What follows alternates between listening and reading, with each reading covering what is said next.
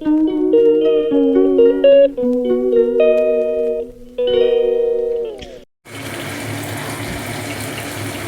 Morning. আমি চলে এসেছি রিঙ্কুস ডায়েরি পেজে। আপনাদের সবাইকে স্বাগত। আজকে রান্না করব পমফ্রেট মাছের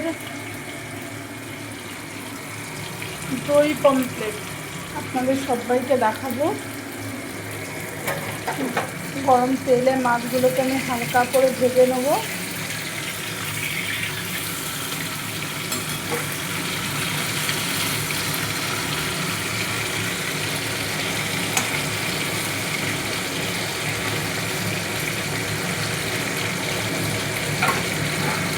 তারপর আমি একটা মশলা বানিয়েছি, মশলাটা আপনাদের দেখাবো।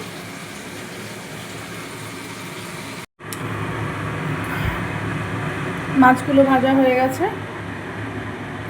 এবার আমি হালকা করে 5 ফোড়ন একটুখানি দিয়েছি, আর একটুখানি আমি পেঁয়াজ আদা রসুন দেবো। পেঁয়াজ আর রসুন কুচিয়ে রেখেছি, আদা কাঁচা লঙ্কা বাটা আছে। পেঁয়াজ রসুন কিন্তু আমি সবসময় দিয়ে করি না, একটা অন্য তরকারির জন্য কাটা ছিল তাই দিয়ে দিচ্ছি, না হলে আমি প্লেনটাই করি। দই মাছ কমপ্লিট দইটা কিন্তু প্লেনই করি। তো যাই হোক, আজকে যখন আমার পেঁয়াজ রসুন কাটা আছে সেহেতু আমি ওটাই দিয়ে দেবো। তেল কিন্তু খুব অল্প, একদম দেখতে পাচ্ছেন অল্প 2-10 মতো তেল দিয়েছি। এটাতে কি করব, এতগুলো পেঁয়াজ কি করে ভাজা যাবে, আমি একটুখানি নুন দিয়ে দেবো। আপনাদের টিপস দিলাম, যদি কম তেলে করতে চান অথচ অনেকগুলো পেঁয়াজ, সেক্ষেত্রে একটুখানি নুন দিয়ে দেবেন। তাহলে কী হবে, ওই তেলেই কিন্তু পেঁয়াজটা ভাজা হয়ে যাবে।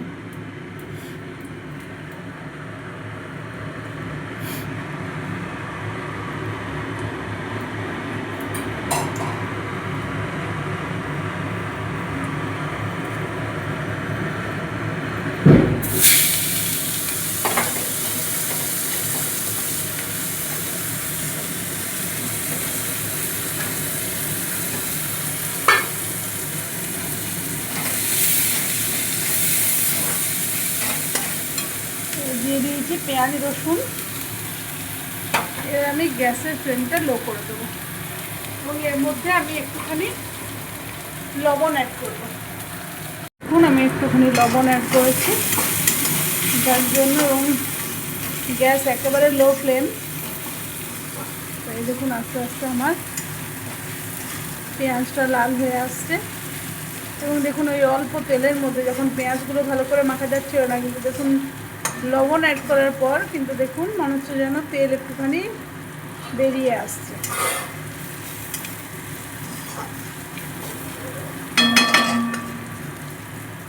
তো আমরা আরেকটু সাদা ভাবটা চলে যাক, লাল হয়ে যাক, ততক্ষণ আমরা মশলাটা দেখে নিই। যে এটার মধ্যে আমরা কালো সর্ষে সাদা সর্ষে, আমি কালো সর্ষে সাদা সর্ষে এবং একটুখানি পোস্ত, একটু হলুদ গুঁড়ো, একটুখানি জিরে গুঁড়ো অ্যাড করেছি।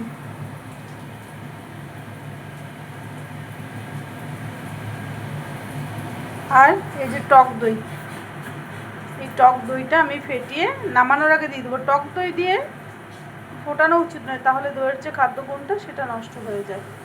সেই জন্য আপনারা যে কোনো রান্নাতে কী করবেন, নামানোর আগে দেবেন আর নামিয়ে দেবেন। টক দই দিয়ে কিন্তু কখনো ফোটাবেন না।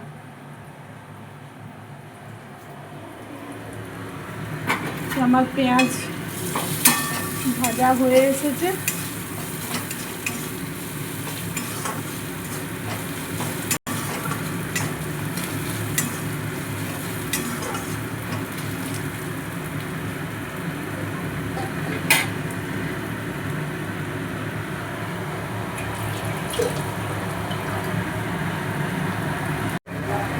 এবার আমি মশলাটাকে করে দেবো। দেখুন পেঁয়াজগুলো হয়ে গেছে লাল ভাজা। এবার আমি মশলাটাকে দিয়ে কষাবো। গ্যাস ফ্লেমটা অন করে দিলাম, বাড়িয়ে দিলাম।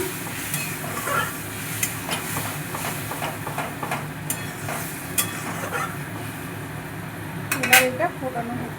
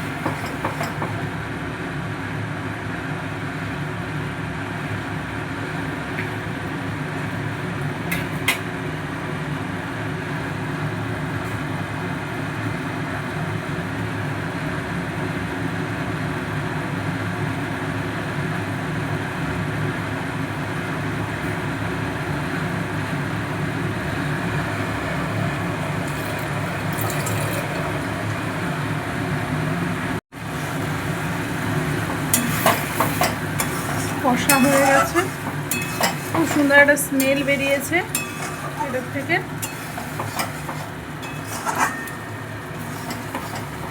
এবার আমি এর সাথে মাছটা অ্যাড করে দেবো।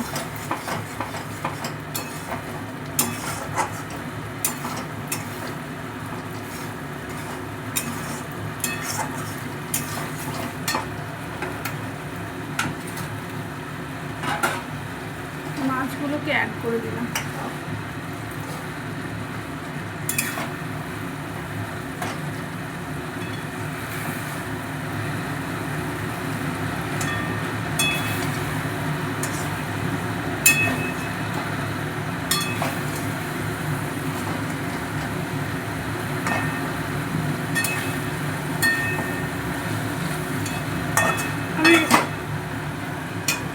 একদম শুকনো শুকনো, আর একটুখানি রাখবো। এবার আমি দইটা দিলে দেখুন একদম ঠিক হয়ে যাবে।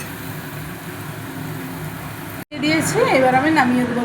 আপনারা চাইলে ধনেপাতা উপরে ছড়িয়ে দিতে পারেন, ধনেপাতা দিলে ভালো হয়, কিন্তু আমি আজকে পাঠিয়েছিলাম বাজারে, ধনেপাতা পাইনি।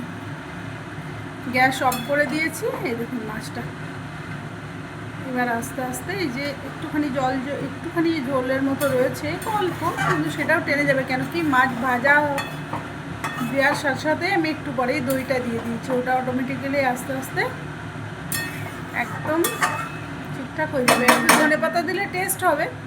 আমি আজকে বাজারে পাঠিয়েছিলাম, কিন্তু আমি ধনেপাতা পাইনি। ধনেপাতা পেলে আরও সুন্দর হবে। তো আপনারা সবাই এই পমফ্রেট মাছের দই পমফ্রেট বানিয়ে বাড়িতে খাবেন, আশা করি ভালো লাগবে। আর আমার চ্যানেল যদি ভালো লেগে থাকে, আমার রান্না যদি ভালো লেগে থাকে, তাহলে আমার চ্যানেলটা প্লিজ সাবস্ক্রাইব করে দেবেন এবং পাশে থাকবেন। আপনাদের সবাইকে অনেক ধন্যবাদ।